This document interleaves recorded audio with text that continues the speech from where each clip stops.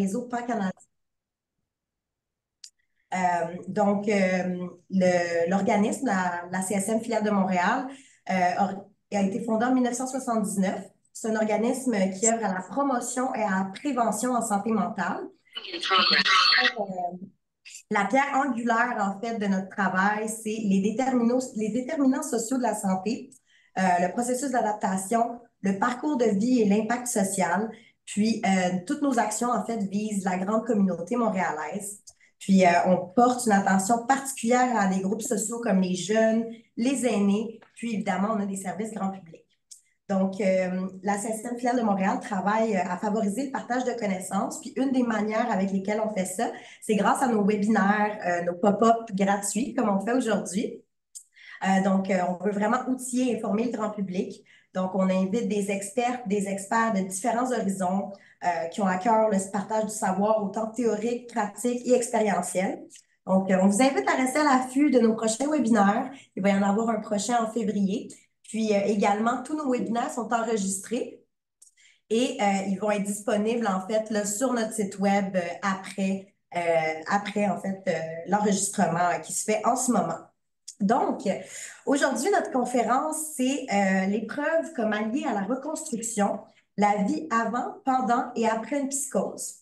Donc, on est vraiment ravis d'accueillir Cassandre C. Moquin.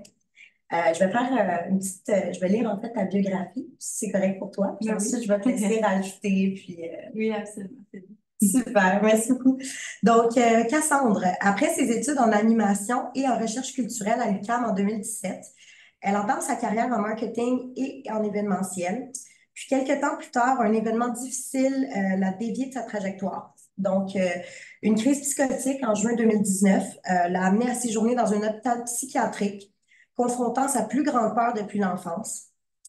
Donc, après des semaines difficiles et une crise suicidaire, elle a finalement trouvé stabilité et clarté en octobre 2019, découvrant une force intérieure et une détermination renouvelée. Donc, dépassant son diagnostic, elle cherche à inspirer les autres, à surmonter les préjugés liés à la santé mentale. Elle veut sensibiliser la société sur la réalité des épisodes psychotiques, leur permettre d'être acceptés et intégrés et encourager chacun et chacune à réaliser son potentiel malgré les défis.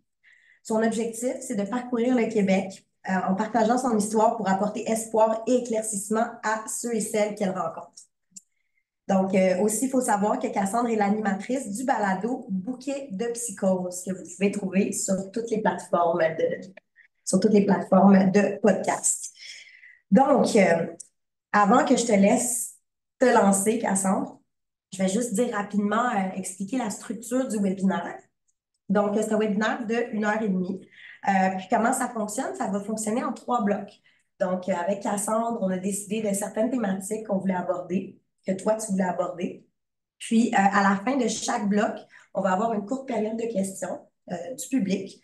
Puis, vous pouvez également écrire vos questions dans le clavardage. Puis, notre collègue qui est ici, Fanny Gravel-Patry, va pouvoir gérer tout ça. S'il y a des problèmes techniques ou quoi que ce soit, je vous encourage également à écrire dans le chat. Puis, pour terminer, juste encore une fois, notez que la conférence est enregistrée. Donc, si vous avez une question, que ce soit pendant les blocs ou à la fin du webinaire, et que vous ne voulez pas montrer votre visage ou que vous voulez parler de quelque chose de personnel, que vous ne voulez pas qu'il soit diffusé, juste faire attention parce que c'est ça, ça va être enregistré et diffusé. Donc, je te laisse aller. Oui, donc, je voudrais d'abord remercier tous les participants, autant ici dans la salle qu'en ligne, pour votre présence. Sans vous, le webinaire n'aurait pas tout son sens. Donc, merci beaucoup d'être ici ce soir. Ce que tu as décrit, dans le fond, de ma petite bio, ça ressemble vraiment à ça, mais j'ajouterais quand même des petits détails.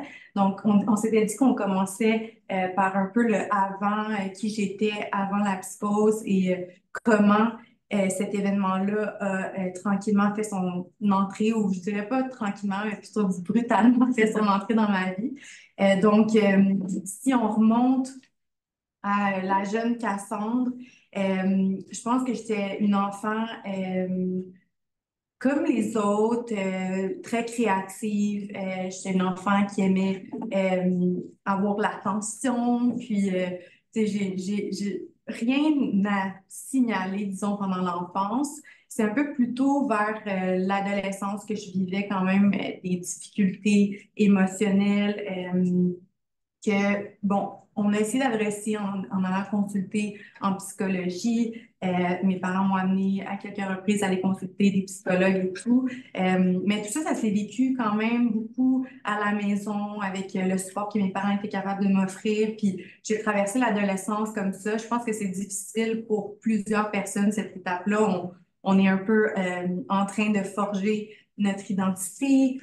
On se cherche, puis on n'a pas toutes les réponses encore. Fait que c'est quand même difficile. Fait que je pense que, tu sais, du point de vue de mes parents, de ma famille, c'était une étape qui était plus ou moins normale, là, tu sais, comme tout adolescent. Puis un peu plus tard, dans ma vingtaine, j'ai commencé à vraiment faire du travail sur moi en croissance personnelle. Donc, je m'intéressais beaucoup à la psychopop, là, tu sais, lire des livres comme La maîtrise de l'amour ou les quatre accords Toltec. Puis, tu sais, j'étais comme dans cette quête d'équilibre, cette quête de bien-être. Fait que je dirais que ça, c'était vraiment au début de ma vingtaine. Puis, je suis quelqu'un qui a beaucoup voyagé aussi. Fait que, tu sais, cette ouverture sur le monde, l'ouverture d'esprit. Euh, mais quand même, durant toutes ces périodes-là, je vivais certains symptômes, des fois, d'anxiété, une très grande anxiété, un peu généralisée. Des fois, on dirait que j'avais comme des symptômes, maintenant je peux dire un peu psychotiques, mais j'avais comme mes mécanismes pour coper, pour gérer ça.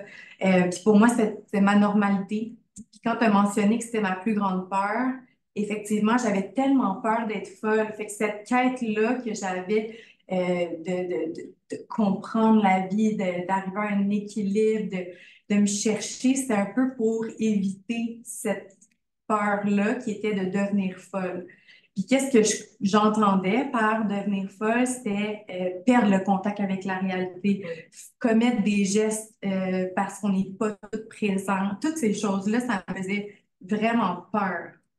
Puis même que pendant ces époques-là, tu sais, ben, en fait, ça fait pas si longtemps que ça, là, j'ai pas 70 ans, mais disons, au début de ma vingtaine, là, tu sais, je connaissais bien l'hôpital Douglas, puis ça m'arrivait de passer devant, puis à chaque fois que je passais devant, j'avais des frissons, puis j'étais anxieuse, puis je voulais donc pas fréquenter cet institut-là, puis je voulais donc pas savoir ce qui se passait là-bas, puis moi, je m'imaginais un peu tout ce qu'on voyait dans les films, là, tu sais, que c'était des électrochocs, puis les contentions, puis les piqûres, puis tu sais, j'avais vraiment comme en tout cas, une appréhension ou une lecture de la psychiatrie qui était erronée, parce qu'on n'en véhicule pas forcément des belles choses, tu sais, autant dans les films que dans les livres, que dans les médias. Fait que, bref, ça me prenait. Fait que, en contrepartie, ce que je faisais, c'est que je faisais plein de choses pour aller bien, pour chercher le bonheur, pour l'équilibre, Mais il y avait toujours en moi cette difficulté, ces oscillations de l'humeur, ces états parfois dépressifs, ces états parfois exaltants, mais jamais au point où on pouvait signaler quelque chose. Puis là, fait que ça, c'était comme le avant.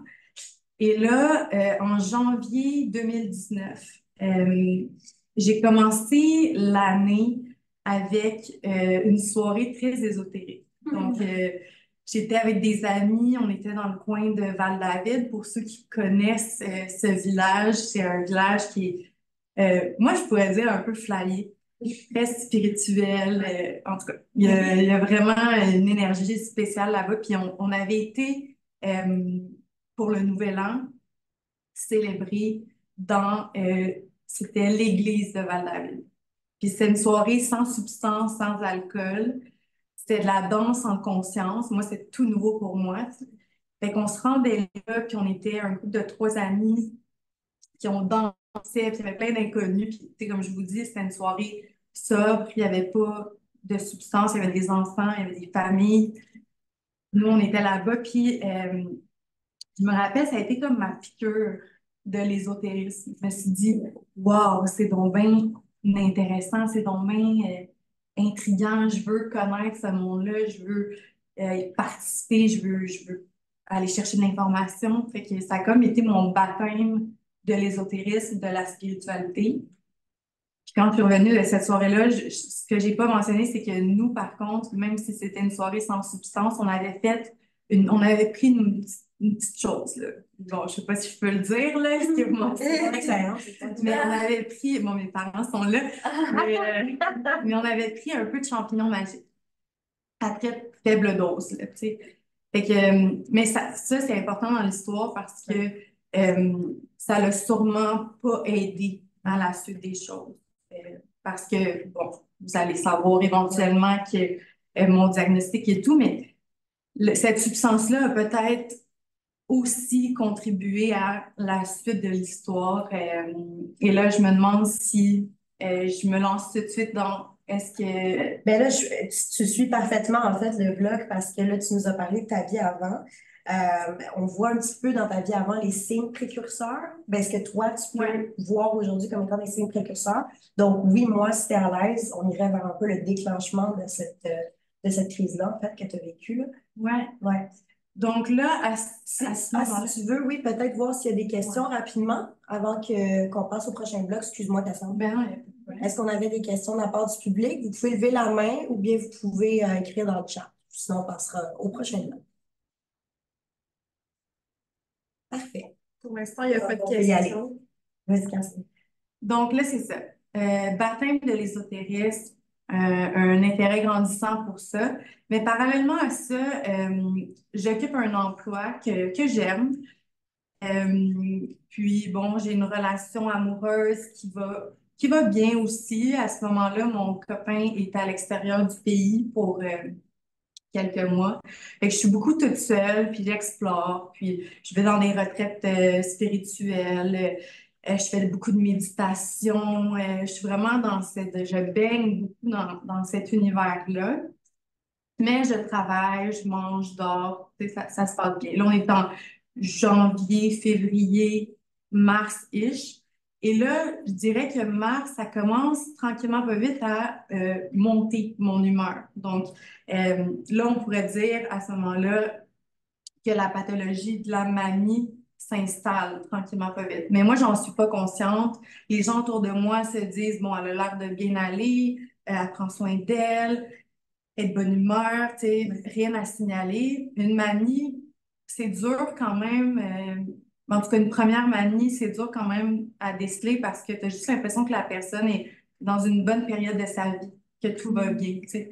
Fait que tu laisses ça aller. Tu es content pour elle ou tu l'envies ou peu importe, mais disons que c'est comme ça que ça se passe. Fait que ça s'installe tranquillement pas vite. Puis là, moi aussi, ce qu'il faut dire, c'est que l'année précédente, j'avais parti un projet de podcast qui est autre chose que celui que j'ai animé, Bouquet de Viscose. Le podcast s'appelait Tente Rouge. Puis c'était aussi une façon pour moi d'explorer l'ésotérisme, le spirituel. Je rencontrais des femmes qui étaient un peu dans cet univers-là, puis on avait des discussions sur soit des projets personnels ou tu sais, qui entouraient un peu la spiritualité. Fait que tout ça, s'installait, là, tu sais, tranquillement, pas vite. Fait que mon humeur monte. Et là, mon projet commence à prendre un peu plus d'ampleur. Puis là, mes idées commencent à devenir un peu plus de grandeur. Puis là, je me dis, mon Dieu, je pourrais-tu faire de mon projet quelque chose de tellement grand? Puis là, je commence à m'imaginer que ça pourrait être un genre de festival de femmes. Puis là, c'est vraiment gros, là. Ça prenait de l'espace dans ma tête, puis tout ça. Puis je me suis dit, hey, j'ai besoin de temps, j'ai besoin de plus de temps pour réaliser tous ces projets-là. Fait que je vais quitter mon emploi. Mais bon, cet emploi-là, je l'aimais. C'est un gagne-pain quand même important pour moi à l'époque. C'est un emploi à temps plein. J'avais des bonnes conditions de travail. Tu sais, avec du recul, c'était pas un bon timing, là. Je veux dire, j'étais dans une période qui allait bien, mais j'avais pas un projet assez solide pour me déployer, pour que ce soit un tremplin de ma situation. Tu sais, je me retrouvais quand même dans une situation précaire parce que j'avais pas aucun revenu, là. Tu sais, ce projet-là, finalement, de balado, j'avais pas vraiment de plan pour qu'il devienne lucratif. Mais je voulais donc faire que de ça, puis faire de mon horaire ce que j'avais envie. Euh, donc, j'ai quitté mon emploi. Puis là, c'était mon emploi. Je me dis, ma relation me satisfait plus non plus. Je vais quitter ma relation. Et là, étant donné que j'ai quitté cette relation-là, ben, je devais quitter l'appartement. Donc, quitte mon appartement. Alors là, en avril, je me retrouve sans travail, sans appartement, sans conjoint avec qui partager ma vie. Je me retrouve avec aucun filet social, mais je vais donc bien. J'ai donc du plaisir, la vie est donc belle. Fait que personne, rien à signaler, sauf que faut dire aussi que j'ai été quelqu'un qui a voyagé beaucoup, fait qu'on se disait ah, peut-être qu'elle est dans cette période, tu sais, elle veut comme recommencer, elle veut aller en aventure, tout ça. Donc, tu sais, ça avait l'air comme normal de faire ma personnalité, mais ça me mettait vraiment dans une situation où je pouvais perdre pied parce que là, il n'y avait rien pour me retenir, tu sais, autant financièrement que d'avoir un toit, tout ça, tu sais. Donc, pendant avril, mai, j'ai séjourné chez ma mère. Donc, j'avais tout laissé mes effets personnels chez ma mère. Je m'étais acheté une vieille voiture, puis là, je vivais un peu dedans. C'est un style wagon. Je vivais un peu dedans. Puis là, on se retrouvait une gang d'amis à vivre un peu la van life, là, sur le bord. On allait beaucoup à la Vagali à cette époque-là. Fait que, tu sais, c'était quand même vraiment cool, tu sais. C'était cool, mais je commençais à moins m'alimenter. Je commençais à moins dormir. Je commençais à m'isoler, à être de plus en plus seule. Donc, tout ça a fait en sorte que j'ai commencé à être moins en forme physiquement. Et là, la manie a eu l'espace nécessaire et les conditions nécessaires pour, tranquillement pas vite, se développer en psychose. Fait que pendant quelques semaines, j'avais puis là, souvenons-nous que je m'étais beaucoup intéressée à l'ésotérisme. Fait que pendant quelques semaines, les pensées, les connaissances, bon, certainement pas scientifiques, ont commencé à parasiter ma tête. Donc, tout ce que j'avais fait comme lecture, tout ce que j'avais fait comme recherche se manifestait dans le monde réel. Mais pour moi, ça faisait du sens. Ça faisait complètement du sens.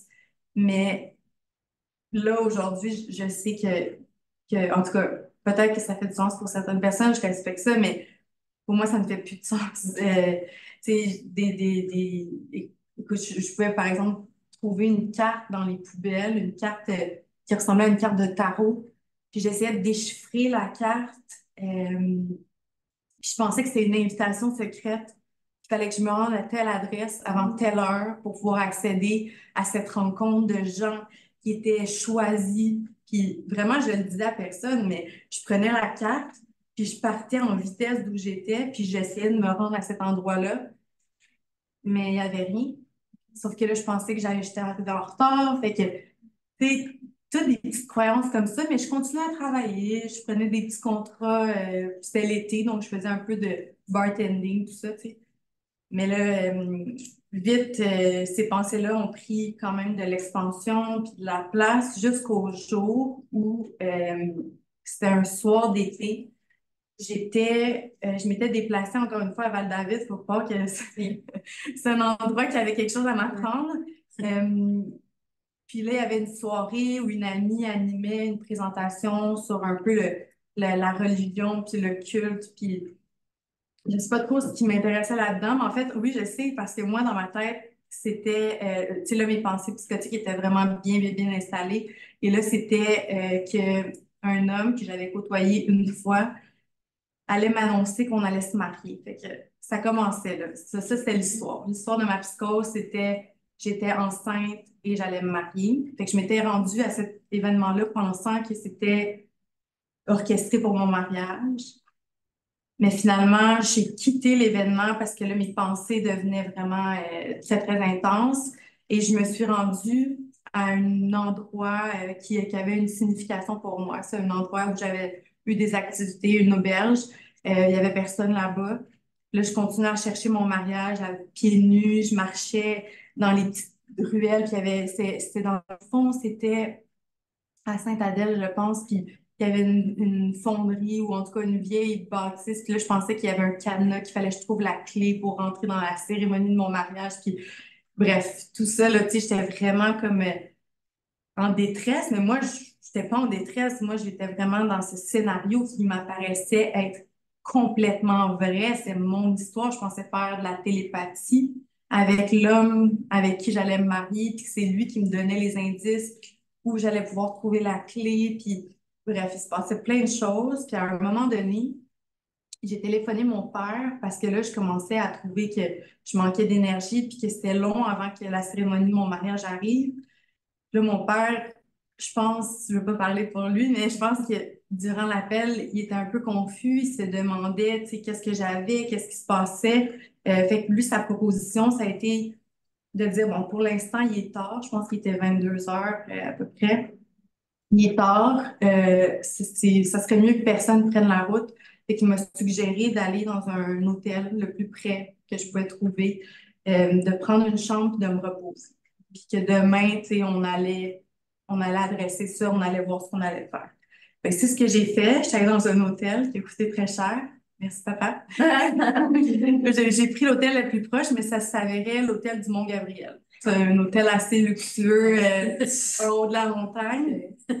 Là, je suis arrivée là, puis moi encore, je suis dans mon scénario. Donc, quand est-ce que je vais rencontrer l'amour? Peut-être que c'est demain, peut-être que c'est justement à cet hôtel-là, puis mon père m'a guidée vers l'hôtel. Puis tout ça, c'est dans ma tête, tout ça fait du sens, mais d'un point de vue extérieur, il n'y a rien de ça qui se passe, là, tu sais. Mais moi, c'est mon histoire. C'est vraiment ma réalité est complètement. euh, c'est ça l'histoire. J'ai pas d'autre histoire dans ma tête.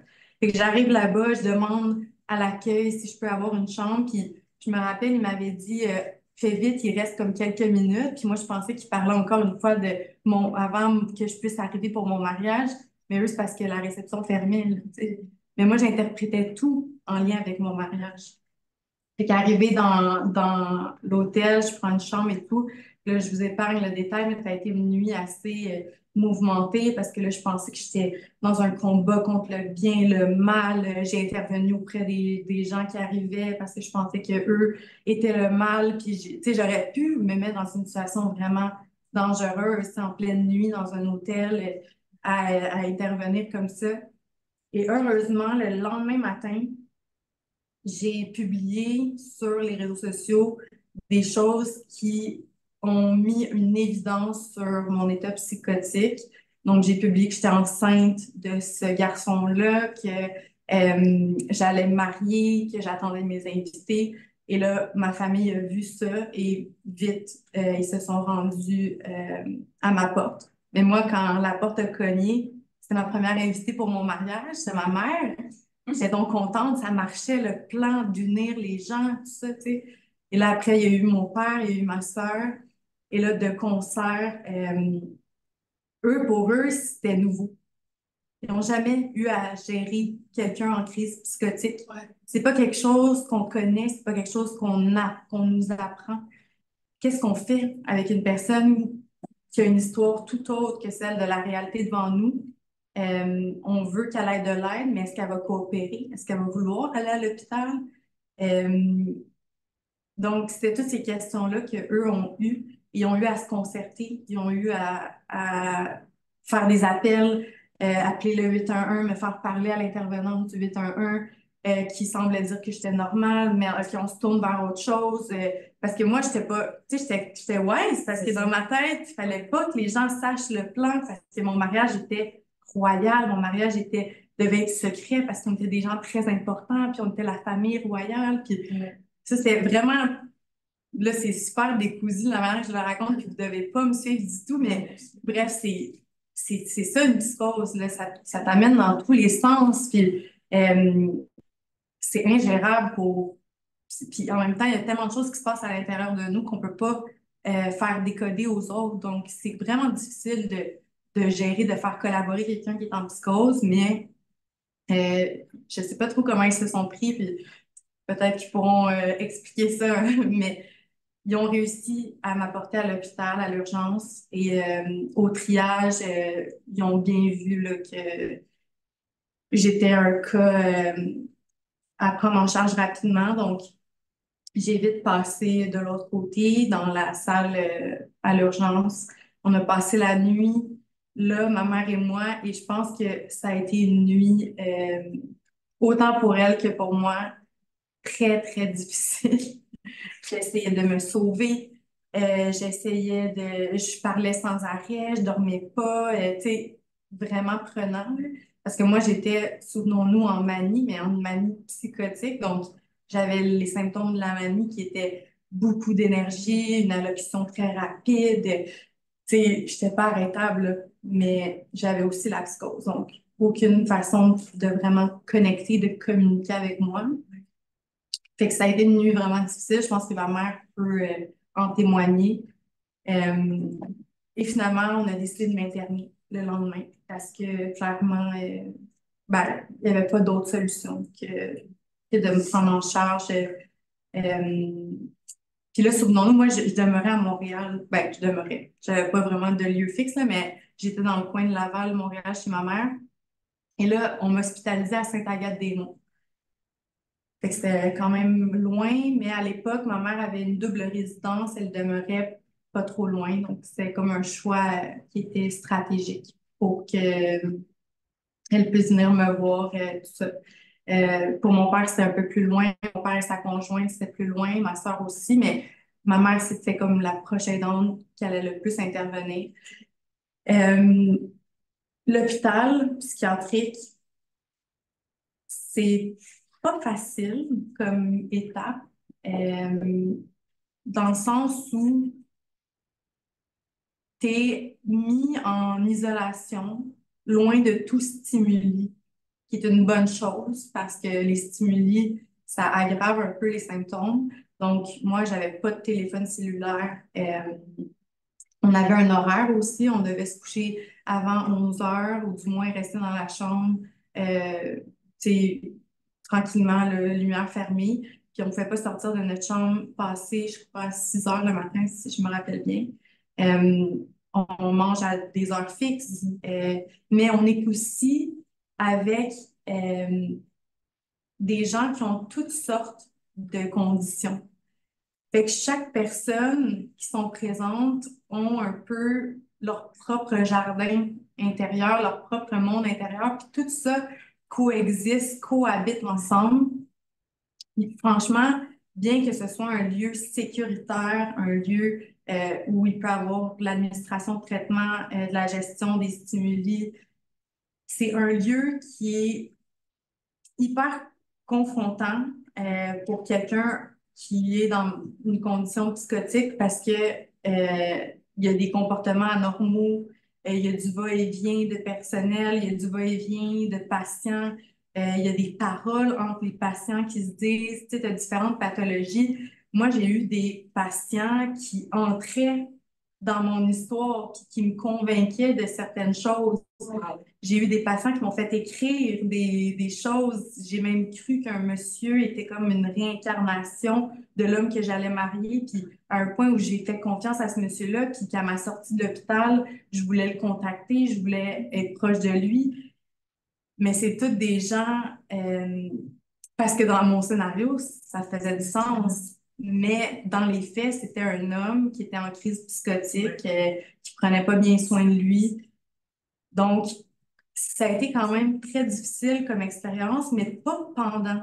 C'est plus après, quand tu prends conscience de tous ces échanges-là, puis de tous ces moments-là, puis comment c'est spécial. Mais bref, sur le coup, moi, j'étais dans mon histoire. Je n'étais pas trop affectée. C'est sûr que des fois, il y avait de l'ennui parce qu'il n'y a pas beaucoup de choses à faire. Tu sais, on avait une télévision, mais bon, trois quarts du temps elle était fermée parce que c'est sûr que ça peut stimuler, tu sais, les messages subliminaux, tout ça. On peut en avoir, la radio aussi. Euh, Même les livres. Il y avait un livre, puis je pensais que le livre me parlait. Là, tu sais, ça fitait avec mon histoire. Puis, fait que, tu sais, malheureusement, c'est ça. C'était très ennuyant. Mais c'était nécessaire. C'était nécessaire. Puis là, je ne sais pas s'il y a une question ou si, Non, mais écoute, c'est tellement intéressant la manière dont tu le racontes, puis c'est tellement quelque chose de, c'est tellement quelque chose de personnel, tu sais, parce que, comme tu dis, tu as été face à des gens qui eux-mêmes vivaient des crises psychotiques quand tu as été interné, sauf que tu ne pouvais pas savoir ce que ces gens-là vivaient, sauf que ça rentrait avec ton histoire à toi. Fait que c'est comme dur de t'interrompre un peu ou même de poser des questions parce qu'on voit vraiment le fil conducteur de tout ça. Je regarderais peut-être un peu du côté des gens s'il y avait quelqu'un qui avait des questions ou qui voulait. J'ai une question. Oui, vas-y.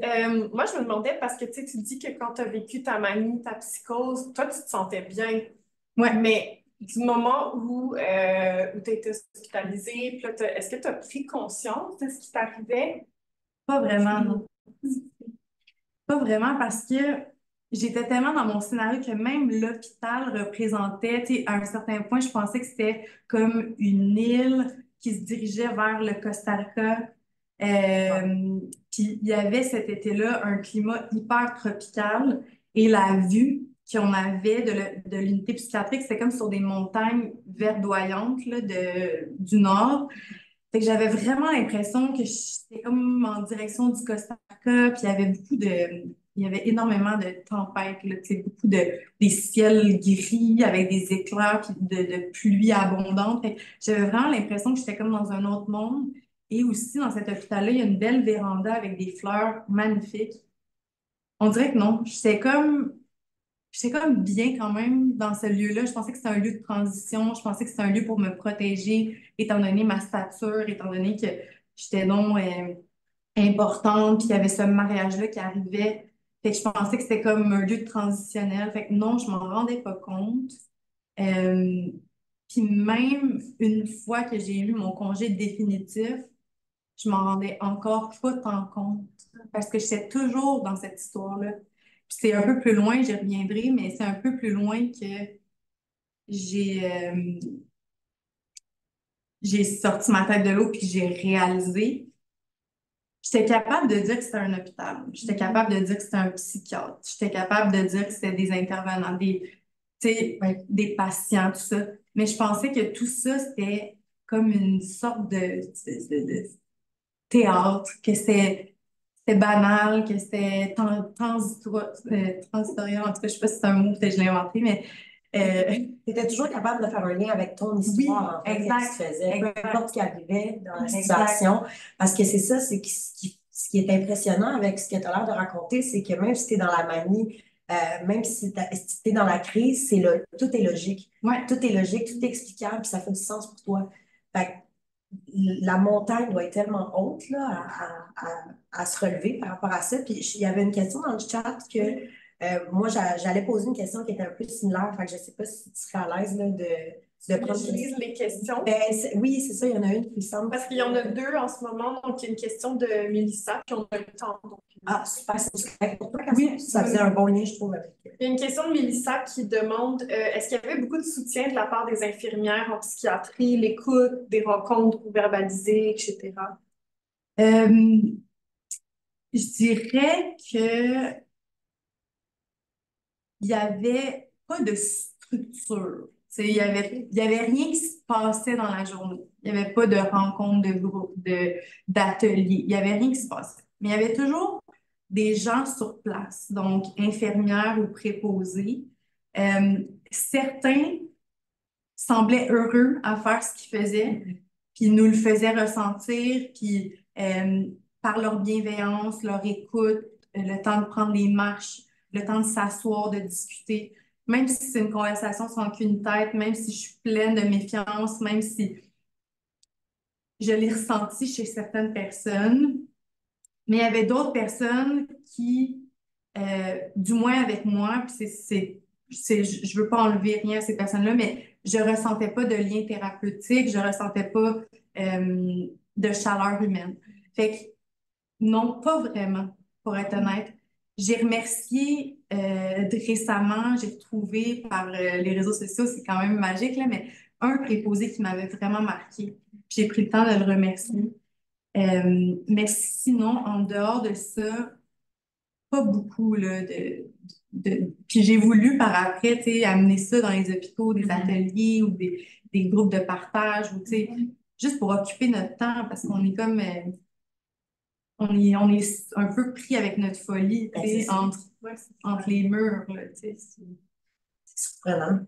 Mais c'est peut-être pas comme ça dans tous les hôpitaux, c'est peut-être ressources limitées ou tu sais, je sais pas là. Et c'est sûr qu'ailleurs, ça peut être différent.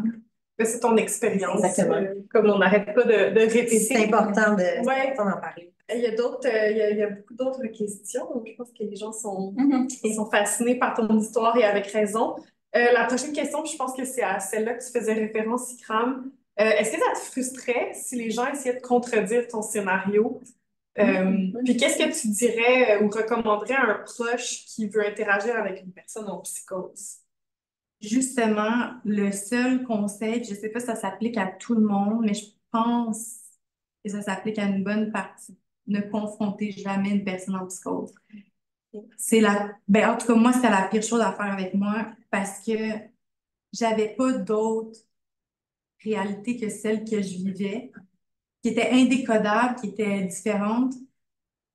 Mais les seules fois où on m'a confrontée, ça me fermait, ça m'isolait, ça me donnait envie de fuir. Donc, c'est important quand même le lien de confiance qu'on peut établir avec une personne en psychose. Puis même si c'est confrontant pour nous là, de se faire dire des choses qui n'ont pas de bon sens, qui sont sans queue ni tête, puis qu'on aurait donc envie de shaker la personne puis de dire, ben voyons, t'es où, t'es parti où? Ne pas confronter. La laisser s'expliquer, essayer de comprendre ce qui se passe dans sa tête parce que, de un, ça va être plus facile de prévoir, d'entrevoir certains gestes, certaines paroles. Parce que, tu sais, on a beaucoup de méfiance, on a beaucoup tu sais, il y a quand même un peu de paranoïa aussi là-dedans, tout ça. Donc, en étant ouvert, on installe un lien de confiance, puis ça permet une ouverture puis une meilleure compréhension du monde qui habite la personne qui est en psychose. Ça, c'est important, c'est des clés importantes pour l'aider à son rétablissement ou c'est ça, à sortir de cet état-là. Merci beaucoup. C'est vraiment intéressant, là, c'est qu'en fait, je n'utilise pas les bons termes, là, mais tu dois un peu rentrer dans son histoire à la personne pour, comme tu dis, pouvoir anticiper, en fait, qu'est-ce qui va se passer. Par exemple, si tu sais, si tu décidais de vouloir te déplacer ou avant que tu sois interné, là, ou quoi que ce soit, fait que c'est vraiment d'écouter ce que la personne a à dire, puis de pas tout de suite rentrer dans la confrontation, le jugement, tout ça. Non, non, c'est ça, parce qu'autrement, tu n'auras accès à rien. Alors que tu veux aller comprendre son monde intérieur, puis l'aider sans qu'elle soit nécessairement au courant que c'est ça ton intention. C'est comme un peu une trahison, mais bienveillante, disons. C'est bien dit, ça. Trahison bienveillante.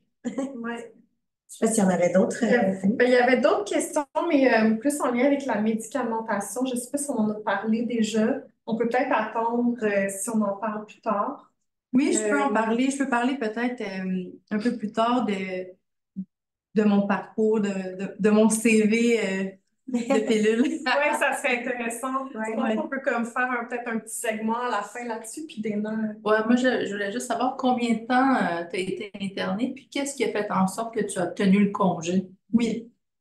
Donc, c'est quand même, ça, c'est quand même drôle. J'ai été internée un mois avec des droits de sortie la fin de semaine pour une nuit chez ma mère. Ça se passait pas super bien. Fait que souvent, c'était bien que je retourne à l'hôpital. Quand j'ai eu mon congé définitif, là, j'avais comme un peu, avec une dame qui était là-bas, on avait fait, elle m'avait donné des trucs pour que je puisse sortir. Wow. Mais tu sais, des trucs vraiment bizarres, là. Puis en tout cas, on avait rigolé tout ça, mais elle m'avait comme dit qu'il fallait que je séduise le psychiatre, puis il fallait que... Mais tu sais, en tout cas, c'est pas ça que j'ai fait, mais un peu, je sais pas. Mais en tout cas, elle m'avait dit, il faut que tu aies l'air normal. Puis s'ils disent, tu sais, faut pas que tu répondes la vérité aux réponses. Fait que j'avais quand même bien faké ma normalité, mais j'étais pas encore prête nécessairement à sortir. C'est pas une mauvaise chose que je sois sortie quand même parce que l'histoire m'a menée vers le rétablissement un peu plus tard. Mais peut-être que si j'avais pas réussi à acheter ma sortie, je serais sortie en meilleures conditions. Je sais pas, ça aurait peut-être évité à mon entourage beaucoup de travail, puis, parce que c'est eux qui m'ont pris en charge par la suite, mais un mois d'hospitalisation. Quand même. Mm.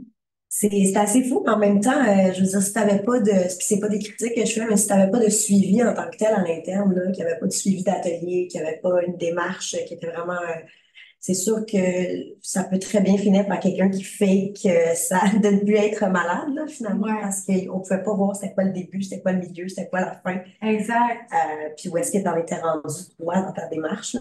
Puis Donc, je présume aussi, tu sais, à la défense du psychiatre qui m'a donné mon congé alors que j'étais pas forcément prête, c'est difficile aussi pour eux parce que n'ayant jamais connu la personne que j'étais avant, ils pouvaient pas se baser sur autre chose que ce que je lui disais, tu sais.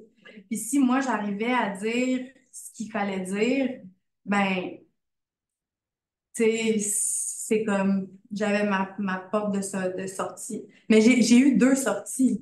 J'ai eu une sortie, ça c'est quand même un moment intéressant, puis si ma mère est là, elle s'en rappelle très bien. Mais j'ai eu une première sortie, ma mère est venue me chercher. Dans l'auto, je suis hyper méfiante. J'aime pas la musique, il n'y a rien de correct. Là, il fallait qu'on aille chercher mes médicaments à la pharmacie. On se rend à Val-David. On est à la pharmacie de Val-David. Et là, moi, dans ma tête, ma mère m'a volé à la naissance. Ça, c'est une autre partie de mon délire. Et là, il faut que je trouve un moyen de me séparer d'elle, tu sais, de retourner à ma famille d'origine. Fait que là, moi, j'avais une idée de qui était ma famille d'origine, puis tout ça. Fait qu'on est à la pharmacie. Puis je demande au pharmacien en catimini d'appeler la police. Et la police se présente. Puis là, ma mère est complètement désarmée. Et comme ma fille a eu son congé. Ouais, c'est ça. Et là, c'est ça qui se passe. C'est déjà qu'elle était brûlée de tout ça, là. C'est vraiment difficile pour l'entourage. On ne sait pas si on va retrouver la personne dans son état normal, tu sais. En tout cas, la police m'interroge, interroge ma mère, voit que définitivement c'est moi qui est pas bien. Ma mère a le même nom de famille que moi et on se ressemble, mais c'est vraiment ma mère. Donc, elle ne m'a pas volé à la naissance. Mais ils m'ont rapporté à l'hôpital. J'ai passé la nuit à l'urgence, puis j'ai refait le processus, je suis retournée. Je pense que c'était pour une semaine supplémentaire. Puis après, je suis sortie. Mais quand même, tu sais, Pas non plus une semaine. non, c'est ça, c'est pas beaucoup, puis... Mais c'est ça. Ouais. c'est vraiment difficile, là, comme pour toi, mais pour l'entourage, là, je peux même pas imaginer.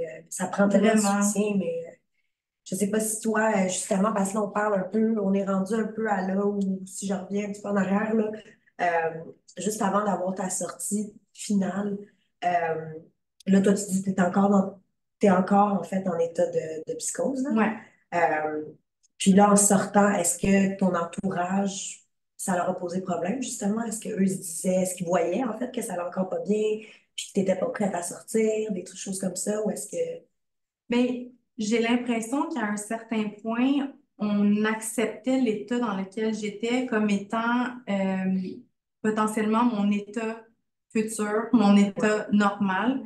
Euh, mais là, tu sais, c'est sûr que je parle un peu pour eux, mais je pense qu'ils se sont dit, bon, là, c'est ça qui est devant nous. On va se retrousser les manches, puis ensemble, on va l'aider, on va collaborer, mais en respectant nos limites. Puis ça, je suis vraiment contente parce que je pense que peut-être, sauf ma mère, qui a peut-être poussé un peu sa limite, mais je pense que tout le monde, puis mon père, ma soeur, ont poussé leurs limites, mais tu sais, mes amis, tout ça, tout le monde était capable de dire, bon, moi, je suis capable de l'accueillir, par exemple, chez moi, qui là, ça fonctionne plus. Fait que je me suis promenée quand même, je me suis promenée chez ma soeur. À un moment donné, ma soeur, c'était beaucoup pour elle, puis je le comprends, là, tu sais, je me réveillais en costume de bain à 5 heures du matin. Hey, on va-tu à la vague à Guy, tu sais, puis ma soeur, ben voyons, ben, puis, tu sais, faut qu'elle gère une adolescente, là, tu sais, fait que, tu sais, c'était beaucoup pour elle à un moment donné, fait que là, je suis allée vivre chez mon père, puis là, j'avais un besoin ben, peut-être que c'est un peu mélangé parce que les souvenirs s'estompent, là, mais tu sais, à un moment donné, j'avais besoin de retrouver ma vie, fait que je suis allée vivre chez une amie, mon amie de Florence. Puis c'est là que ben, là, je pourrais peut-être ajouter un peu de détails parce que quand je vivais chez Florence, j'avais aussi envie de me retrouver un travail, de reprendre une vie normale, mais tout en ayant ces pensées psychotiques-là. Fait essayer de faire une entrevue avec des pensées psychotiques, ça donne quelque chose de spécial. Genre, je voulais être barista dans un café, mais je disais que je pouvais lire les énergies des clients, que j'allais faire un nettoyage énergétique. Tu sais, es-tu capable de faire un café? Ouais, fait que c'était pas, ça menait pas à une embauche. Fait que là, tranquillement, pas vite, je vivais beaucoup de solitude. Je passais mes journées à fumer la cigarette, chose que je faisais pas. Je fumais un paquet par jour, là, tu sais, une cigarette après l'autre, après l'autre, après l'autre. Tu sais, j'étais vraiment dans un état pitoyable, puis il n'y avait pas d'avenir devant moi. Puis des fois, j'avais des petits reflets. Je me disais, coudonc, tu sais, est où mon énergie? Est où ma soif de vivre? Est où mon... Comme, tu sais, j'étais quelqu'un qui arrivait à saisir des opportunités. Là, il n'y avait rien de ça qui se présentait. Fait qu'un jour, j'ai vu une crise suicidaire carrément. Même en état psychotique, je me disais, mon mariage, j'y arrive pas. Je suis pas capable de me trouver un emploi. Il n'y a rien qui se passe. Tu sais, je suis pas enceinte. Je suis enceinte. Oui, je suis enceinte. Toutes ces pensées-là. Fait qu'à un moment donné, j'ai fait une crise. J'ai dit, je vais toutes les prendre, vos médicaments, ils marchent pas. Tu sais. Puis ce petit moment de lucidité, euh, mon père avait pas l'adresse où j'étais, fait qu'il y a eu le réflexe d'envoyer la police me retracer ou je sais pas comment ça s'est passé. Ils sont venus me chercher, ils m'ont porté à l'hôpital Douglas. Puis juste ce petit moment de crise-là a été comme un peu ma délivrance parce que là, on a vu que je souffrais encore profondément. Puis j'ai été pris en charge en clinique externe à Douglas, puis le médecin a dit, mais les médicaments ne fonctionnent pas. Donc, le traitement ne fonctionne pas. On va juste Merci. Donc, le traitement ne fonctionne pas. Il faut faire un ajustement.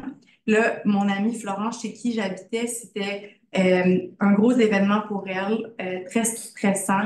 Puis elle voulait pas être responsable de moi. Donc, je suis retournée chez mon père et sa conjointe. Et avec Danielle, la conjointe de mon père, j'ai été à plusieurs rencontres chez le psychiatre, le nouveau psychiatre qui m'a trouvé une nouvelle molécule. Et vraiment, là, je pourrais dire comme du jour au lendemain. La première soirée que j'ai pris, que j'ai ingéré cette molécule-là, le lendemain, je me suis réveillée. C'était comme, ah, OK, je suis là, là. Ah ouais. C'est vraiment bizarre. Tu sais, j'étais quand même capable de vivre, j'étais quand même capable de, de faire les choses, mais là, j'attendais plus mon mariage, j'étais plus enceinte. Tu sais, c'était vraiment, je sais que c'est bizarre, mais les médicaments, ils ont vraiment, vraiment bien fonctionné. Puis là, j'ai retrouvé ma tête. Et j'ai retrouvé la Cassandre. C'est sûr qu'il y avait encore énormément de travail, puis j'avais pas toutes mes fonctions cognitives. On pourra en parler. Mais franchement, c'était comme une délivrance, là. Fait que ça a été ça un peu le début de la reconstruction. C'est incroyable quand même, Ouais. qu'il y ait un changement de médicament comme ça, puis que ça vienne d'un événement aussi intense, tragique, si on veut, là, tu sais, de t'être rendu vers une crise suicidaire, mais que ça a été ça au final qui a mené à ce que tu es l'aide dont tu avais besoin finalement. Ouais. Mais oui, si tu es d'accord, ben on pourrait passer en fait au prochain bloc qui serait un peu de. Peut-être, là, tu as fait une mention en fait de l'aspect cognitif. Ouais. Peut-être en embarquant dans ton processus de reconstruction, peut-être un peu nous parler aussi, parce que là, on sait tes pensées, c'était quoi, mais au niveau cognitif aussi, comment tu te sentais? Tu sais, est-ce que les lumières flashaient plus? Est-ce que les sons, tu l'as dit tantôt, là, au niveau de la musique, par exemple, des choses comme ça, là, tu pouvais être très sensible aux stimuli. Mais est-ce que tu as vu une évolution à ce niveau-là? As-tu vu un changement qui s'est fait? Bien, c'est sûr qu'en sortant de la psychose, on parle, mettons, en sortant de la psychose. Ouais. Donc, en sortant de la psychose, c'est comme si mon cerveau était très lent. Donc, vraiment, de la difficulté à exécuter des choses, à enchaîner des idées. Tu sais, oui, il y avait la médication dans tout ça à laquelle je devais m'adapter, mais ça a été vraiment quand même long et pénible là, de retrouver ma rapidité d'esprit, ma rapidité d'exécution. Tu sais, je suis quelqu'un qui a quand même de la répartie, tu sais, mes idées s'enchaînent bien, mais là, ça, c'était pas du tout le cas, là. Tu sais, même écrire un courriel à ce moment-là, c'était difficile. Et là, avec la conjointe de mon père, on avait fait un plan. Ça, je vais toujours m'en rappeler, ça m'a tellement aidée. Mais on avait écrit 4 étapes. Puis il y en avait une qui était vraiment importante pour moi, puis je me fais rire parce que je voulais vraiment un chum. Mais tu sais, j'avais eu un diagnostic à ce moment-là de schizoaffectif, qui est un diagnostic, à mon avis, assez important. Tu sais, c'est schizophrénie mélangée avec la bipolarité, la maladie affective. Fait que c'est quand même vraiment un gros diagnostic. Puis là, j'avais ça sur mes épaules. C'était nouveau pour moi. Ça faisait partie de ma plus grande peur. Donc, j'avais, tu sais, quand même moi-même des préjugés. Fait que là, j'avais ça, puis là, j'avais tout à reconstruire. Fait qu'on avait fait une étape. C'était de trouver en premier lieu un appartement, un lieu pour vivre. Ensuite, je devais me trouver un travail. Ensuite, rencontrer un homme. Puis ensuite, faire ma vie à deux. C'est ça qu'on l'avait écrit sur un papier, tu sais.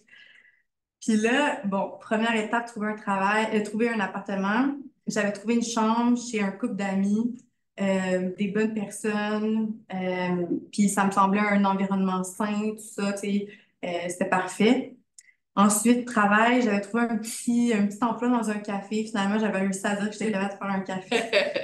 Non, mais j'étais serveuse dans un café quand même populaire du centre-ville. Fait que tu sais, ça allait comme m'aider à réactiver mon cerveau, tu sais, pitonner sur l'ordinateur, prendre les commandes, la mémoire, tout ça, tu sais. Mais je faisais vraiment peu d'heures, là. Tu sais, je travaillais 2, 3 jours, quelques heures par jour. Fait que c'était un retour progressif. Il était au courant de ma condition. J'en avais parlé. Puis il respectait beaucoup ça. Ensuite, trouver un conjoint. J'ai eu une date Tinder.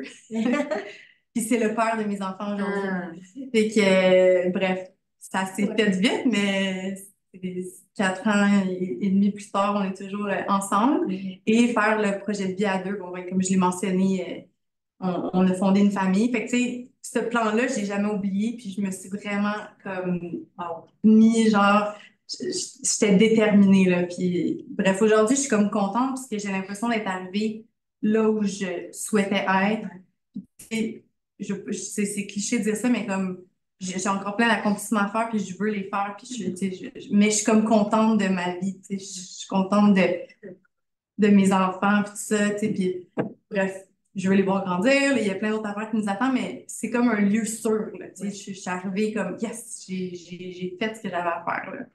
Mais, fait que c'est ça, ça a été plusieurs étapes. Puis ce qu'il faut mentionner aussi, c'est que l'année qui a suivi, mon diagnostic a changé pour la bipolarité parce que j'ai été diagnostiquée en dépression.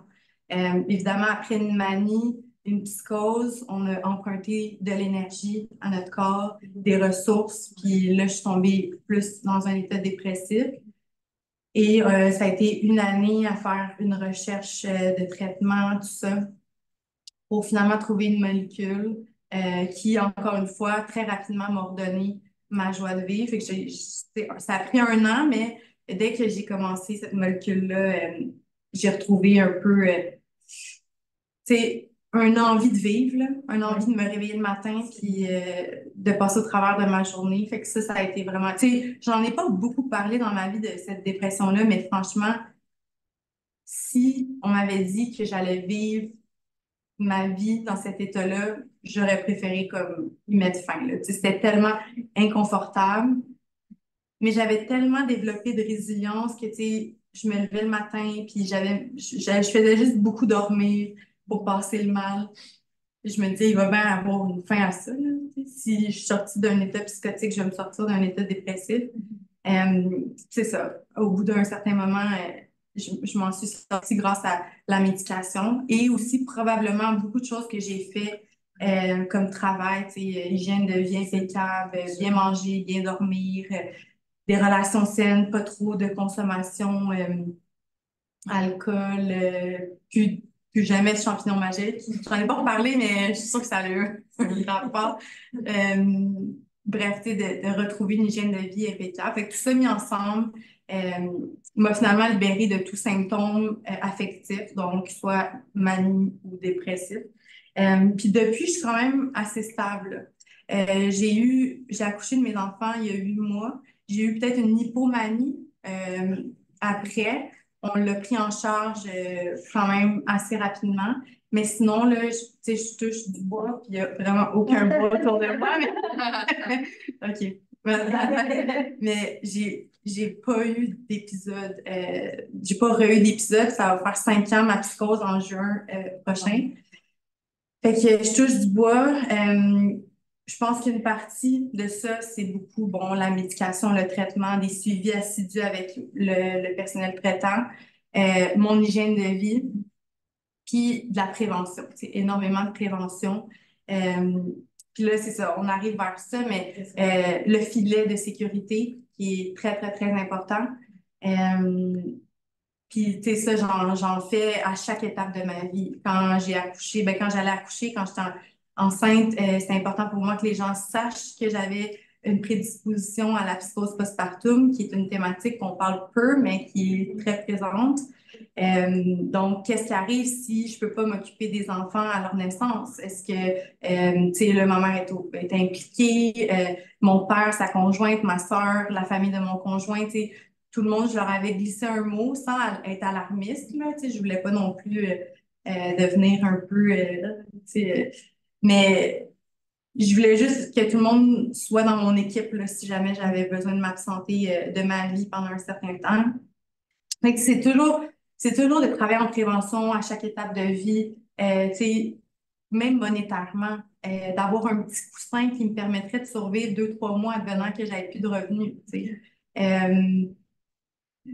Tu sais, que mon employeur soit au courant si du jour au lendemain, j'arrive avec quelque chose qui n'a pas de bon sens ou que, tu sais, qu'il soit capable de me questionner ou de, tu sais, ma thérapeute, qu'elle soit capable aussi d'aller chercher mes ressources. Tu sais, juste que tout le monde qui coexiste avec moi dans cette expérience humaine soit capable de m'aider à pas tomber aussi bas que je suis tombée la dernière fois parce que, tu sais, la reconstruction, elle a été difficile. Puis si aujourd'hui, j'avais à me reconstruire, je pense que j'aurais beaucoup plus de facilité à le faire avec tout le bagage que j'ai, l'expérience, mais aussi avec ce que je mets en place, c'est qui fait en sorte que, bon, je suis pas dans mon auto toute seule avec pas de revenus, tu sais, puis je me permettrais plus de vivre cette vie-là, même si certaines personnes la vivent, puis aiment ce genre de risque-là, puis ce genre d'aventure-là. Puis c'est quelque chose que j'aimerais encore peut-être, mais étant donné ma condition, ça serait pas sage de me permettre de vivre une vie comme ça, même si des fois j'ai peut-être envie de ce genre d'aventure-là, puis tout ça. Je me dis ce qui est bon pour moi, c'est un peu plus de stabilité, un peu plus d'enracinement. Ouais.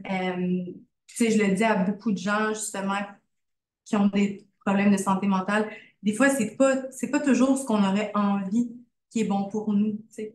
Des fois, c'est quelque chose d'autre qui est bon pour nous, puis c'est dur de l'accepter. Moi, je pense que j'ai été nostalgique de mon ancienne vie pendant des années après ma psychose, puis après que j'avais pris un chemin différent. J'avais des grosses nostalgies, puis je me disais, c'est donc le fun, hein, de pas avoir d'attache, puis, tu sais, de pouvoir partir sur un nowhere, puis de dormir à telle place, puis de pas savoir où on va être le lendemain. Mais je peux plus me permettre ça parce que euh, j'ai besoin d'une bulle qui va m'aider à rebondir si j'ai à tomber, tu sais. C'est tellement bien dit, puis c'est tellement important, je pense, pour tout le monde, là, comme quand tu parles de la prévention puis de la reconstruction, là, ce de quoi on a besoin, c'est pas nécessairement de ce dont on a envie, en fait. Puis le changement, c'est difficile. Ouais. Le changement, c'est difficile, le changement, c'est long. Puis moi, peut-être, je te demanderais, là, justement, parce que là, tu nous as fait quand même une belle boucle, là, c'est, tu as utilisé tous les signes précurseurs que toi, tu as remarqués quand tu revois, en fait, là, ces moments-là de ta vie. Maintenant, tu les utilises comme une arme, tu sais. Tu sais que ça, c'est pas bon pour toi, tu sais que ça, tu vas faire ça. Mais euh, moi, je te demanderais peut-être de nous dire, justement, au moment de ta reconstruction, tu dis que c'était pas facile. Comment tu as réussi, par exemple, l'hygiène de vie? Tu sais, ça devait être quand même quelque chose, là, du jour au lendemain, de recommencer à bien te nourrir, à avoir un rythme de vie là, qui était vraiment routinier, tout ça. C'est quoi les trucs que tu avais développés ou comment tu as fait ça? Est-ce que c'était vraiment la médication puis la thérapie ou est-ce qu'il y avait des trucs que tu t'es donné comme tu disais la liste, par exemple, tout à l'heure que tu avais fait avec la conjointe de ton père, donc je sais pas s'il y avait d'autres petits trucs comme ça là, qui t'ont aidé ou que. Mais c'est pas un parcours comme ça, là, tu sais. J'ai mangé ben des chips, j'ai bu un peu d'alcool. Tu sais, dans le sens, c'est pas linéaire. J'ai pas été du jour au lendemain, genre moine dans tu sais, c'est juste que à chaque 2, 3 pas que je faisais vers l'avant, il y avait peut-être un pas vers l'arrière. 2, 3 pas vers l'avant, un pas vers l'arrière. Mais tu sais, il y avait toujours un peu plus de pas vers l'avant que de pas vers l'arrière, qui faisait en sorte que j'avançais vers une meilleure qualité de vie, une meilleure hygiène de vie. Puis je dois avouer que à ce même moment-là, mon conjoint aussi était dans cette quête-là, puis il était vraiment très déterminé, puis il l'est encore aujourd'hui, tu sais, c'est quelqu'un qui s'entraîne beaucoup, qui est super intéressé à bien manger, tout ça, fait que, veux pas, j'avais une bonne influence, tu sais. Et qu'on était comme deux à s'aider. Puis les gens qui me regardent me connaissent, je suis pas une sportive dans l'âme, mais le sport a quelque chose de très, très, très bénéfique pour la santé mentale et physique, bien entendu. Fait que c'est pas naturel pour moi. J'en parlais avant, j'ai recommencé le gym, mais franchement, à chaque fois que je recommence, parce que comme je vous dis, c'est pas un parcours linéaire, fait que des fois je vais au gym, des fois je vais vraiment pas.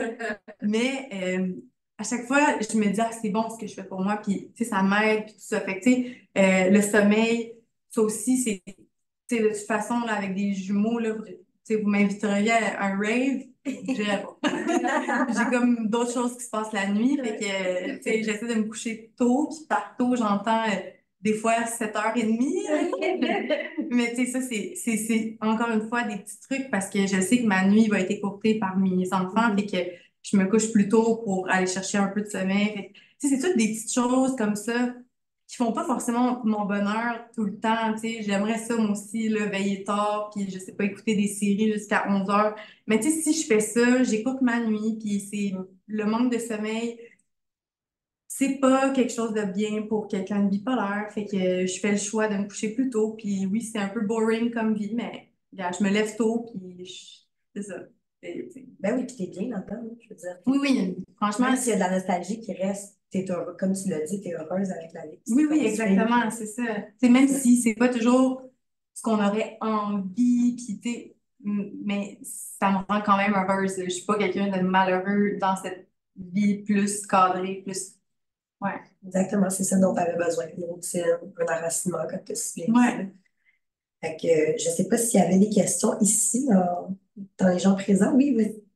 Oui, ben, en fait, je trouve ça c'est super intéressant parce que je veux dire, j'ai une personne proche qui a vécu la psychose, puis je ne suis pas trop sûre de, disons, si la personne, si elle s'est établie, mais en tout cas.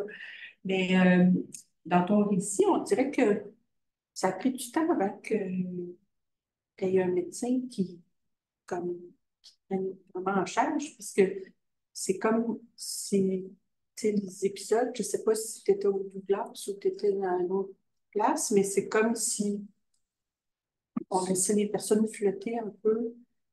Tu es allé jusqu'à, dans le fond, avoir des pensées suicidaires. Puis, tu sais, c'est dommage que, parce que, tu sais, on sait qu'il y a des personnes, des fois, qui vont malheureusement passer à l'acte. Ouais. Puis que là, il y a tout, dans le fond, si tu avais eu la bonne molécule avant, que là, tu serais revenu. Parce que avant que tu dises qu'est-ce qui a fait que. Tu sais, je me questionnais, bon, qu'est-ce qui a fait, dans le fond, que tu t'es dit, ah, puis non, oui, effectivement, j'étais en psychose. Parce que dans le fond, ce que je comprends, c'est que quand une personne est en psychose, on s'en rend pas tellement compte. On ne s'en rend pas compte, non. mais c'est à un moment donné avec un psychiatre, quelqu'un qui comprend ce qui se passe, puis qui est capable de donner la bonne molécule. Parce qu'avant ça, Il y avait eu d'autres médicaments. Oui, c'est ça. Mais on pourrait peut-être parler des On pourrait médicaments. parler des médicaments, c'est une bonne Mais à idée. l'hôpital, ils me traitaient avec Abilify. OK. Puis c'est cette molécule-là qui fonctionnait pas. Ils me donnaient aussi de la kétiapine, je pense, pour dormir, en tout cas. Fait que les deux molécules, malheureusement, n'avaient pas fonctionné sur moi. Puis, j'ai pas choisi de mettre l'emphase là-dessus dans mon histoire parce que je veux plus être dans le côté positif. Puis, mais je pense qu'il y a eu quand même un manque tu sais, au niveau Ouais, c'est ça. de mon suivi parce que on m'a échappé un peu. Tu sais. Ben, c'est sûr, puis je veux dire, souvent, ben, on lit ça des fois dans les journaux, là, des histoires malheureuses, là, Ouais. où ce que les personnes ont demandé de l'aide, puis on l'a renvoyé chez elle en lui donnant des aspirines, puis tout ça, puis finalement, Ouais. C'est malheureux. ça s'est mal terminé. Puis, c'est ça, c'est comme si il y a encore cette pensée que la personne est possédée, puis que là, il faut comme l'isoler, puis la laisser avec ses démons, puis tandis qu'aujourd'hui, tu sais, les spécialistes qui comprennent ce qui se passe, sont capables de donner la bonne molécule à la bonne quantité. Ouais, mais c'est quand même, je pense, encore un peu de laisser-erreur. Beaucoup, parce que, tu sais, j'imagine que ça peut exister des trucs vraiment précis pour calculer ce qui se passe dans le cerveau, mais c'est pas accessible au grand public, là, tu sais. C'est vraiment par la consultation, par la parole. Fait que peut-être que j'étais un cas difficile parce que je cachais bien ce qui se passait à l'intérieur de moi. Mais les spécialistes doivent comprendre ça, que la Ouais. personne est capable de montrer un côté comme tout va bien. Tu sais. Ouais. Mais je pense que c'est un peu ça pour tout, là, comme tu l'as très bien dit, le principe de l'essai-erreur. Ouais. Je veux dire qu'on parle de dépression, qu'on parle de quoi que ce soit, on n'a pas la réponse ultime, malheureusement. Puis ça serait donc bien le fun, hein, si on pouvait avoir le médicament miracle pour chaque condition. Et surtout que les médicaments, juste pour faire un petit point sur les médicaments, puis ce qui a trait à la santé mentale, c'est aussi que ça dépend d'une personne à l'autre. C'est ça. Donc, il n'y a pas une molécule parfaite. Les antidépresseurs, une molécule peut fonctionner sur moi, mais ne pas fonctionner sur quelqu'un d'autre. Donc, je pense que c'est une discussion qu'il faut avoir aussi avec tact. Là, Oui, exactement. C'est là que, tu sais, on peut pas juste, le médecin ne peut pas juste donner une molécule puis t'envoyer à la maison, envoyer la personne à la maison, tu sais. Ben, en général, c'est ça qui se passe, tu sais, dans le fond. Ben, C'est c'est ça. Mais là-dessus, c'est ça. Moi, j'ai vraiment décidé de comme pas trop m'attarder à ça parce que je me suis dit, c'est ça qui est arrivé. Puis je sais que les gens font de leur mieux. Puis tu sais, le système de santé est ce qu'il est. Malheureusement, il manque de ressources, il manque de temps. Fait que tu sais, peut-être qu'on aurait pu passer plus de temps avec moi, mais si c'est avec moi qu'on passe du temps, on en passe moins avec d'autres. Fait que tu sais, c'est ça que je pense qu'il n'y a pas beaucoup de préjugés, dans le domaine médical, comme les gens qui travaillent dans le milieu psychiatrique sont comme stigmatisés par, tu sais, comme ceux qui travaillent en psychiatrie, médecins, infirmières, sont stigmatisés par ceux qui travaillent dans d'autres milieux médicaux. Il y a encore, je sais pas. à l'intérieur du système Peut-être. médical, Ouais. il y a encore de stigmatisation. C'est sûr que c'est ça, là, on sort un peu de. Je comprends ton point, Elisabeth, mais là, on sort un peu de l'expérience de Cassandre en tant que telle. Comme tu as dit, toi, tu as fait le choix, tu sais, de ne pas trop t'attarder là-dessus, puis de te focuser sur le positif, puis au final, tu as trouvé l'aide dont tu avais besoin. Tu sais. Ouais, je pense exact. que c'est l'important. Exact. Mais merci pour ta question, Elisabeth. Puis on avait une autre question dans la salle ici. Ouais. Ben, faut faire un peu de pouce là-dessus, tu sais, puis je veux pas revenir à la médication, mais est-ce que toi ou ta famille ou tes proches en a voulu un peu à ce système-là de comme, justement, tu sais, de t'avoir comme proposé cette solution-là, puis qu'au final, qui n'était peut-être pas adaptée à toi ou à, tu sais, puis que, je sais pas si ma question est claire, là, mais qu'au final, est-ce que tu en as voulu un peu au système de, justement, de vouloir aller rapidement, de vouloir aller vite, de pas t'avoir peut-être pris en charge d'une bonne façon, entre guillemets, ta famille ou Non, ben, je pense qu'on était tous en train d'apprendre. Tu sais, autant les gens qui me traitaient, parce qu'il y en a eu plusieurs, tu sais, apprenaient à me connaître. Autant mes parents apprenaient la maladie, ma soeur. Autant moi, tu sais, ma première rencontre avec la psychiatre qui m'a pris en charge pour 3 ans par la suite, en tout cas, j'ai comme changé quelques fois, là, mais tu sais, j'arrivais là puis je disais que j'avais pas besoin d'eux puis que j'allais me rétablir par moi-même. Tu sais, je partais de là. Fait que ça a été vraiment un cheminement. Puis oui, j'en ai voulu un peu au psychiatre qui m'a laissé partir avec cette molécule-là qui, tu sais, qui intervenait pas, tout ça.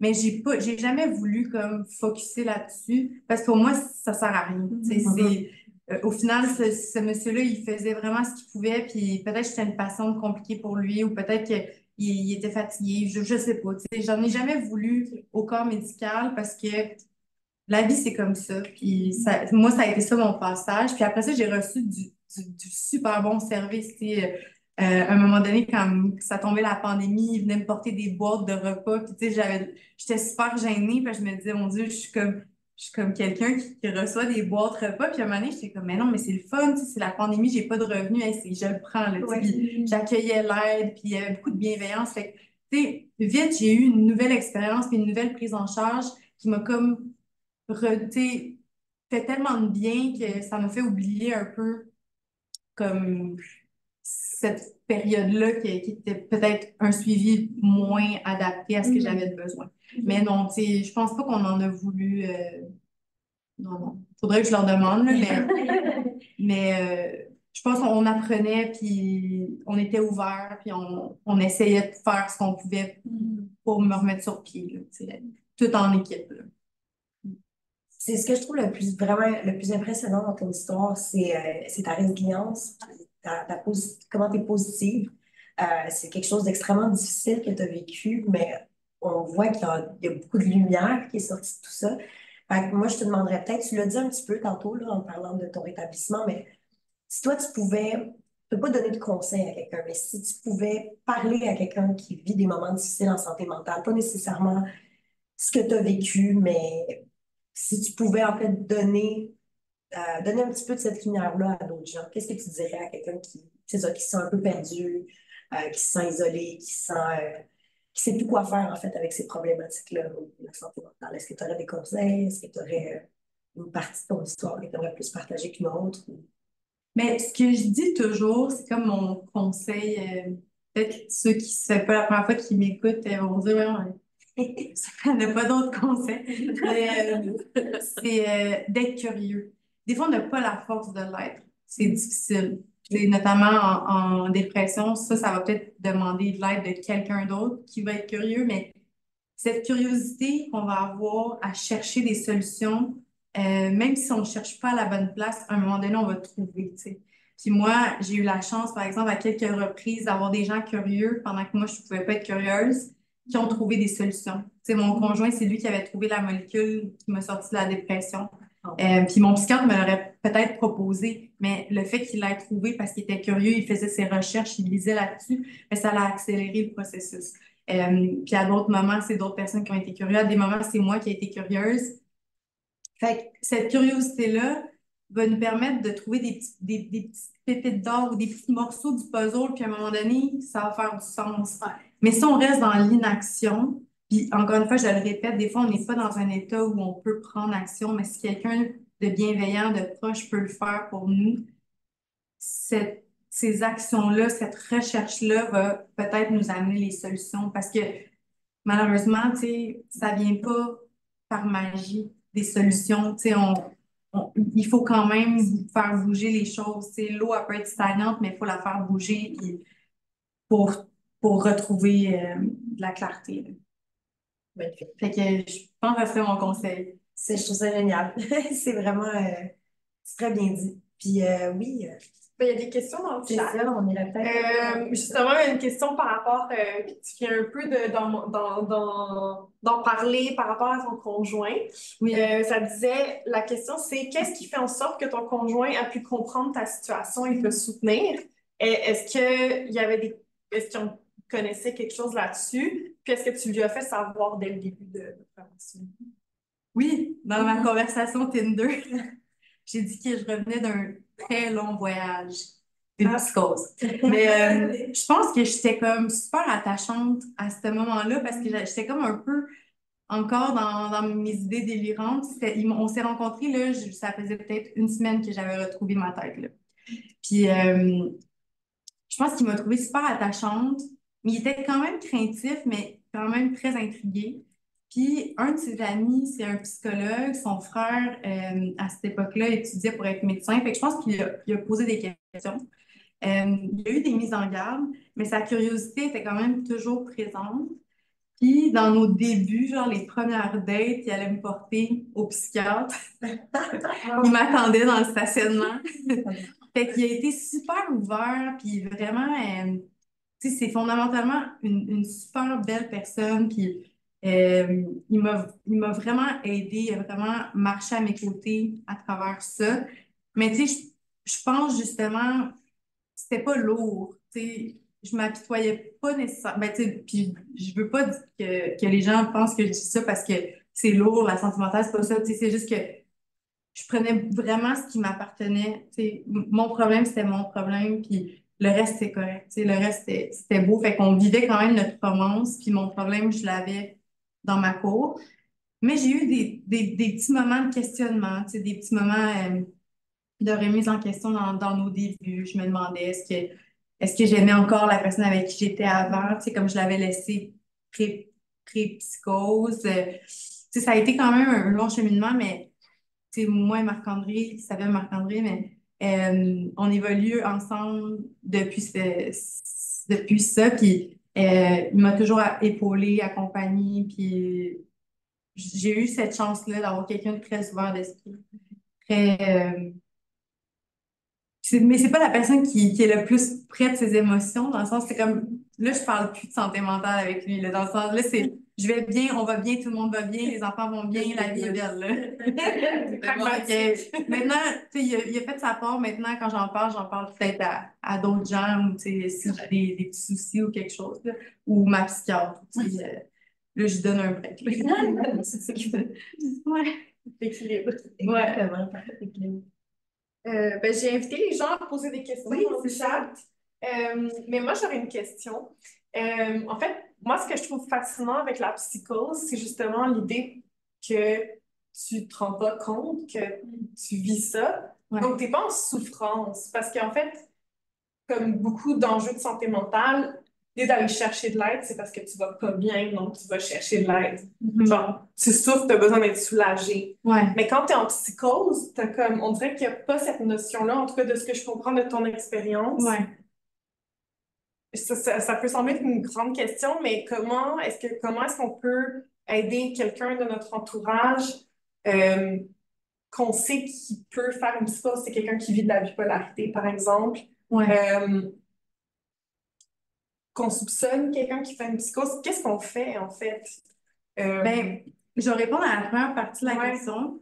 Juste pour mettre une nuance, ça, moi, c'était positif quand même, ma psychose, tu sais, je dirais à 95%. J'ai eu des moments un peu de méfiance ou des idées un peu terrorisantes là, à travers toute l'histoire. Mais il y en a que leur psychose est vraiment terrorisante. C'est juste qu'il y a beaucoup de méfiance, qu'il y a beaucoup de paranoïa, fait que l'aide peut être perçue comme des persécuteurs. Et c'est pour ça qu'on n'ira pas chercher de l'aide, mais il y en a qui peuvent souffrir là, en psychose. Tu sais, ça, c'est indéniable.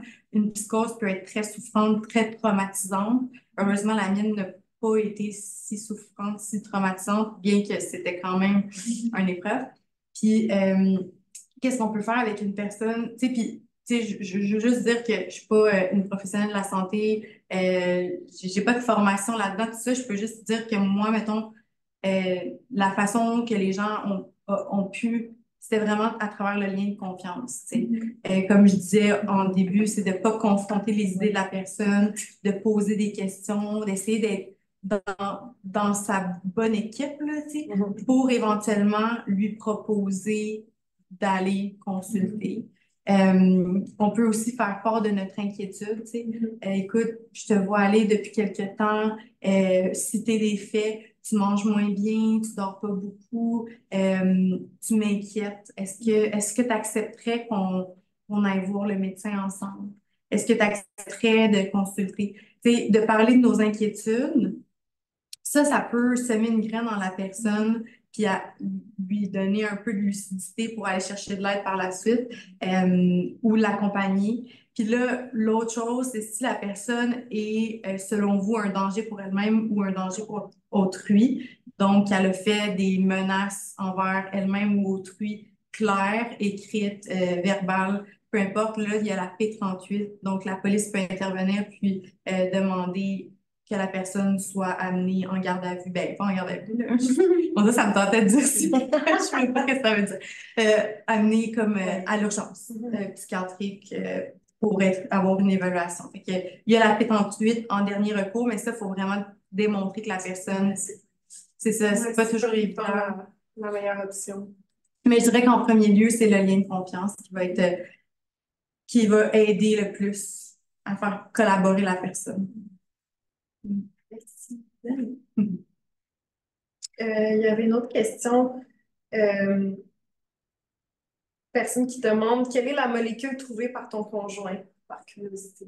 Oui, donc, ben, la bonne molécule qui m'a sorti de la psychose. On rappelle que c'est personnel. Oui, c'est ça. Franchement, son expérience. Mais c'est pas à la maison, puis en plus, ça bosse pas, fait que c'est genre, c'est même pas intéressant, mais en fait, la molécule qui m'a sorti de la psychose, c'est le Latuda, la lurasidone. Ça, c'est la molécule qui m'a sorti de la psychose. Puis après, on est venu ajouter un antidépresseur qui est le Wellbutrin, qui est un antidépresseur. Là, j'ai pas les termes scientifiques, mais qui agit différemment des autres antidépresseurs, qui peut être prescrit à des gens bipolaires. Parce qu'un antidépresseur d'une autre catégorie, que je connais pas les effets scientifiques, mais pourrait me mettre en manie. Ouais. Donc, le Wellbutrin, il est bien pour ça. Mais là, je le prends plus depuis que je suis tombée enceinte. Puis, j'ai pas recommencé à le prendre, fait que ça va bien juste avec le Latuda présentement. C'était d'ailleurs une des questions qui a été posée par les participants qui pouvaient poser une question en s'inscrivant. Il y a une personne qui demandait si tu avais continué à prendre la médication pendant ma grossesse. Ouais. J'ai continué la lurasidone, le Latuda, mon antipsychotique et mon traitement de fond. Parce que risque-bénéfice, c'était mieux. On voulait une maman en santé qui se rendait à terme dans sa grossesse versus ne pas le prendre puis risquer. Mes enfants sont en pleine santé à ce jour. Ils sont nés à terme. Puis c'est ça, ils sont de bonne humeur. Et je pense que ça s'est quand même bien passé, mais en même temps, il n'y a pas d'études. Il n'y a pas d'études sur le médicament. Fait que c'était un risque que j'ai pris quand même. Merci pour ça. Je ne sais pas s'il y avait d'autres questions dans le chat ou. Il n'y a pas vraiment d'autres questions dans le chat. Il y a beaucoup de commentaires de personnes qui te remercient pour ta résilience, pour ton parcours vraiment inspirant. Sinon, il est 8h moins 4. Donc, honnêtement, je pense que tu as parfaitement bouclé la boucle. En plus, merci de nous avoir partagé ça. Vraiment, c'est quelque chose de très personnel, mais c'est quelque chose qui, je pense, va aider beaucoup de gens. Puis, encore une fois, bravo à toi, parce que c'est du travail. C'est du travail, mais on voit le travail que tu as fait derrière ça. Puis, je te félicite vraiment, non seulement pour tout ce que tu as fait, mais je te félicite d'en parler aussi ouvertement.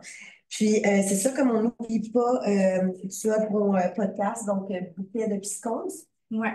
Donc, on l'a écrit, je pense, dans le chat. j'ai écrit dans le chat. C'est ça. Donc, si vous voulez aller écouter là, en fait, le podcast de Cassandre, qui est vraiment intéressant d'ailleurs, qu'on a beaucoup aimé avec notre équipe. Ah ouais, super. C'est 8 épisodes, puis je l'ai arrêté en septembre dernier, en même temps que je suis tombée enceinte. C'était comme un petit peu too much. Mais pour l'instant, ce qui est disponible, ça fait quand même le tour de plusieurs thématiques. Ça peut venir complémenter ce que j'ai dit ce soir. Puis aussi, nouvellement, j'offre des conférences dans les entreprises ou les écoles ou tout ça. Fait que si jamais parmi ceux qui écoutent, il y a de l'intérêt pour ça, n'hésitez pas ben, je peux dire mon site internet, là, c'est www.cassandrecm.com.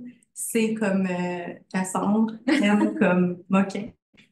On va l'écrire dans le chat. Fait que si jamais il y a de l'intérêt, ça me ferait plaisir. Ça, mon but cette année, c'est vraiment officiellement de plus partager l'histoire, puis faire tomber les stigmas, faire avancer un petit peu les choses, surtout en entreprise, euh, parce que ça manque un peu.